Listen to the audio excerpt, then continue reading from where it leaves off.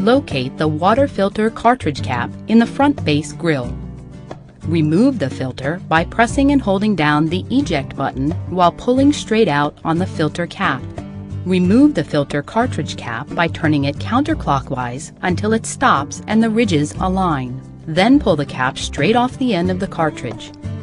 Set aside the filter cap and do not discard. Remove the new filter from any packaging. Remove the covers from the O-rings.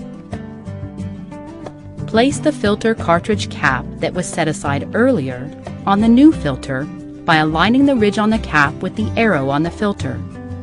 Turn the cap clockwise until it stops and snaps into place.